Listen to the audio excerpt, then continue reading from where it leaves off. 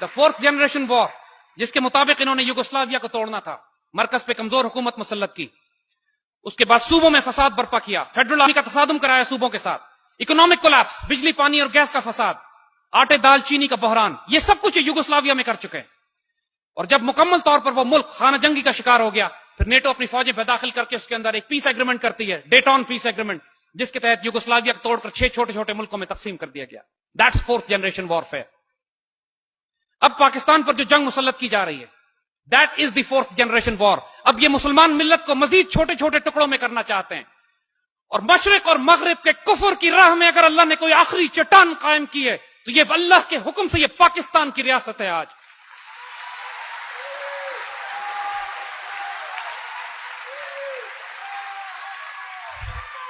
انہوں نے 1948 کے بعد کہا تھا، 47 کے بعد کہا تھا کہ یہ پاکستان بچے گا نہیں، اللہ کے فضل سے ہم بچے ہوئے ہیں۔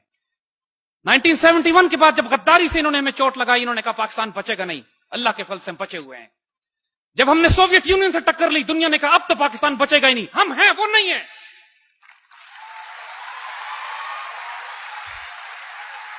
جب ہم نے ایٹمی پروگرام اپنا شروع کیا تو ہنری کسنجر لاہور میں آ کے تھریٹ کرتا ہے، we'll make a horrible example out of you. اللہ کے فضل سے we are still here and we'll make a horrible example out of you.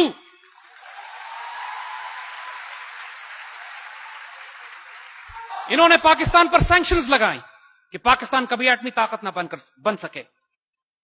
ہماری اس جنریشن میں جو 70s اور 80s میں ہمارے بڑے گزرے ہیں، اس میں جو ہمارے سائنسدان ہیں، ہماری تاریخ کا سب سے سیکرٹ آپریشن تھا یہ۔ پوری دنیا میں مسلمان، ہمارے آپ جیسے گریجویٹس، پورے بچے پھیل گئے، اپنی زندگیاں تباہ برباد کر دی۔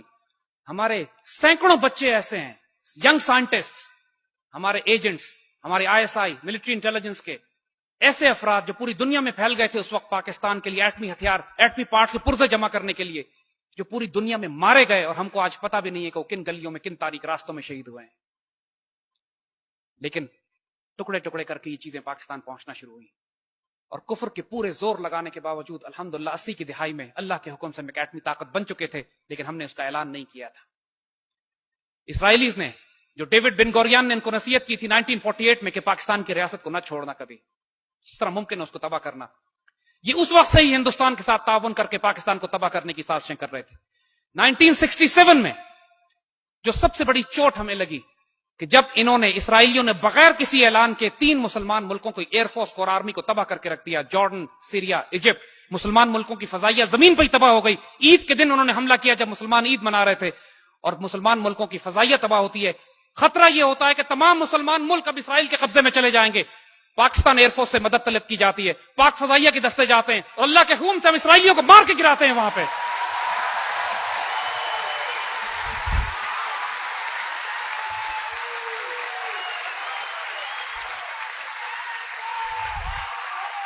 نائنٹین 1965 میں، اس سے پہلے اللہ کے فضل سے ہم انڈین ایئر فورس کا غرور خاک میں ملا چکے ہوتے ہیں۔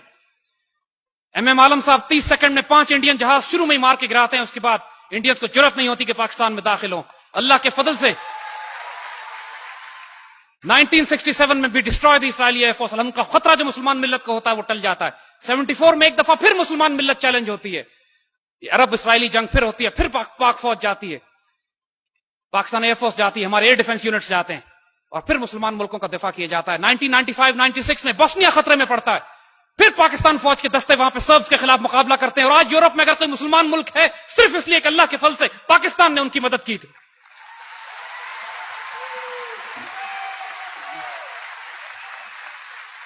1981 میں اسرائیلیوں نے عراق کا ایٹمی ری ایکٹر تباہ کیا، 84 میں یہ پاکستان کا ایٹمی ری ایکٹر تباہ کرنے کے لیے آئے تھے۔ اس وقت ہمارے پاس F-16 تھے، لیکن F-16 کی ہماری اتنی رینج نہیں تھی کہ ہم اسرائیل پہ جوابی کارروائی کرتے اور واپس آتے۔ پاکستان نے تھریٹ کیا دہلی کو اور اسرائیل کو، دونوں کو، کہ ہمیں نہیں پتا جہاز کس طرف سے آئیں گے، ہمیں نہیں پتا جہاز کی وارننگ، اس کے اوپر مارکنگ کس کی ہوگی۔ ہم ایک بات جانتے ہیں، اگر کہوٹا پہ بامبنگ ہوئی تو اس کے بعد دہلی اور تل ابیب کو ہم فلیٹ کر کے رکھ دیں گے۔ پاکستان ایئر فورس کے پائلٹ سے پوچھا گیا کہ ون وے مشن ہے، ون وے مشن ہے، صرف اسرائیل پہ آپ بامبنگ کے لیے جا سکتے ہیں، واپس نہیں آ سکتے، کون والنٹیئر کرے گا؟ Would you believe it? Entire F-16 squadron had raised their hands, they were volunteering for this.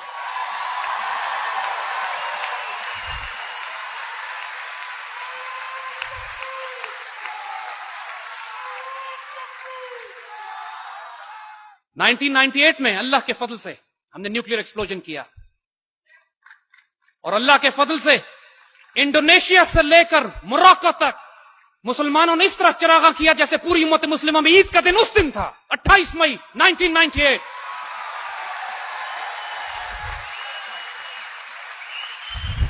اس دن فلسطین کے بچوں نے اسرائیل کو مخاطب کر کے کہا تھا، now we are a nuclear power, don't look at the stones in our hands, look at the bomb in Pakistan, we are coming after you.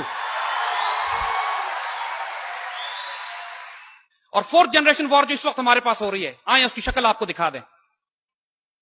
Pakistan کے اندر ایک انکمپٹنٹ حکومت، مس مینج اکانومی، ایسی اکانومی جس کو صرف IMF اور ورلڈ بینک چلا رہا ہو، جس کے نتیجے میں آپ دیکھ رہے ہیں کہ روز بجلی پانی اور گیس کے ریٹس بڑھائے جا رہے ہیں، ملک میں فساد برپا کیا جا رہا ہے، انٹر پروونشل فساد، صوبوں میں لڑائی اور تصادم۔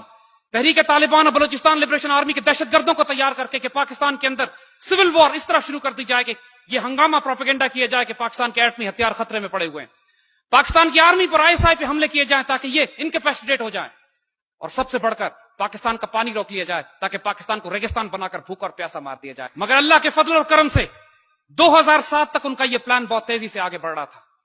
2007 کے بعد پاکستانی پیٹریوٹس نے، پاکستان سے عشق اور جنون کی حد تک پیار کرنے والوں نے، اللہ کے رسول کے امتیوں نے، وہ جن کی آئیڈیالوجی اسلام ہے، جن کی آئیڈینٹی پاکستان ہے، جو صرف سبز گنبد اور سبز ہلالی سے عشق کرتے ہیں، انہوں نے یہ فیصلہ کیا کہ اس پاکستان کے دفاع میں اپنی جان مال عزت اور آبرو قربان کریں گے انشاءاللہ۔ ہم نے اس کو بناتے ہوئے 50 لاکھ شہدا دیے تھے، ابھی اس کو بچاتے ہوئے ہم نے 10,000 شہید بھی نہیں دیے۔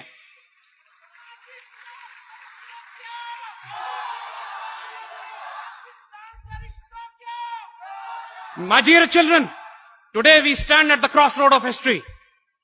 آج ہم تاریخ کے اس موڑ پر کھڑے ہیں کہ ہم پھر اپنے بزرگوں کی وہی بات دہراتے ہیں کہ it is going to be now or it is going to be never and we decide to pay all price, any price، جو مرضی قیمت ہمیں ادا کرنی پڑے اس پاکستان کی عزت آبرو جان و مال کی حفاظت کے لیے، ہمیں جو کچھ اس کے لیے دینا پڑے، اپنے بچے قربان کرنے پڑے، اپنی قوم کو قربانیاں دینی پڑے۔ It's a price worth paying, it's a life worth living, it will be a death worth dying۔ By God we are willing for it, by God we'll do it۔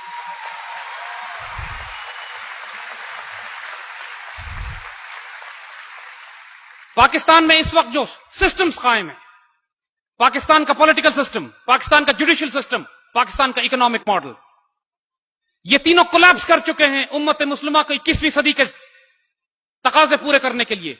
Pakistan میں 10 سال ہو گئے ہیں دہشت گردی کی کیمپین کو چلتے ہوئے، عدالت کے ذریعے ایک دہشت گرد کو بھی سزائے موت نہیں سنائی گئی۔ پاکستان کی اکانومی ابھی تک سود اور ربا کے نظام پر چل رہی ہے۔